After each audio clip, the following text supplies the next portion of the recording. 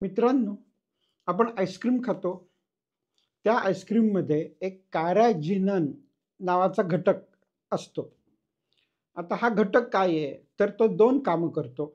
एक असतं थिकनिंग, म्हणजे आपल्या आईस्क्रीममध्ये फॅटचं प्रमाण अतिशय कमी असून सुद्धा ते जास्त आहे असं भासवणं, हे एक याचं काम असतं. आणि दुसरं म्हणजे इमल्सिफायर. आता इमल्सिफायर म्हणजे काय? तर फॅट आणि वॉटर म्हणजे पाणी आणि तेल किंवा आपलं क्रीम हे एकत्र मिसळावं आणि आईस्क्रीममध्ये ते वेगळं-वेगळं होऊ नये म्हणून जे असतं त्याला आपण इमल्सिफायर म्हणतो.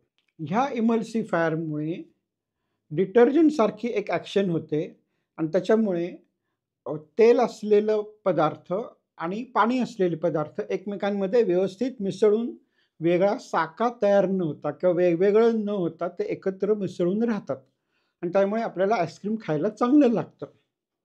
आता जेव्हा आपण हे आईस्क्रीम खातो, तेव्हा हा जो इमल्सिफायरचा प्रकार आहे, कॅराजिनन किंवा बाकीचे बरेच इमल्सिफायर असतात. तर ते जेव्हा पोटात जातात, तेव्हा त्याच्यामुळे आपल्या आतडीच्या आतनं एक प्रकारचं लायनिंग असतं. म्हणजे जसं आपल्या तोंडामध्ये लाळ असते, आपल्या नाकामध्ये शेंबूड असतो, त्याप्रमाणे आपल्या आतड्यामध्ये सुद्धा एक प्रकारचं लायनिंग असतं आणि ह्या लायनिंगमुळे आपलं आतडं चांगलं राहतं आणि आपले जे मित्र जीवाणू असतात, त्यांना राहायला जागा मिळते किंवा घर मिळतं. आता हे कॅराजिनन जेव्हा आपण आईस्क्रीममधनं खाऊन ते आपल्या आतड्यामध्ये जातं, तेव्हा ती जी लेयर आहे, तो जो थर आहे आपल्या आतड्यामध्ये आतनं असलेला, तो खराब होतो, तो डिस्ट्रॉय होतो, तो निघून जातो आणि मग त्याच्यामुळे आतडं उघडं पडतं. त्याच्यामध्ये इन्फेक्शन व्हायची शक्यता वाढते आणि आपल्या मित्र जीवाणूंना राहण्यासाठीचं घर निघून जातं.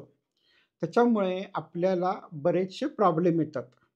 म्हणून म्हणतो, की जेव्हा आपण हे जे इंडस्ट्रियल फूड खातो, ज्याच्यामध्ये खूप प्रकारचे केमिकल मिसळलेले आहेत, तर त्या जवळ-जवळ प्रत्येक केमिकलमुळे आपल्या शरीरातल्या जीवाणूंवरती त्रास होतो. ते जीवाणू तिथं राहू शकत नाहीत. ते आपल्यासाठी हितकारक जीवाणू असतात. ते आपले मित्र जीवाणू असतात आणि ह्याच्यामुळे आपण जास्त आजारी पडतो. आपल्याला व्हायचं प्रमाण खूप वाढतं ह्याच्यामुळे. म्हणून घरी केलेलं अन्न खा, ताजं खा, फळं खा, भाज्या खा आणि बाहेरनं आणलेलं फास्ट फूड, प्रोसेस्ड फूड खाऊ नका. ही इतकी साधी गोष्ट आहे. तुम्हाला काय वाटतं जरूर सांगा. धन्यवाद.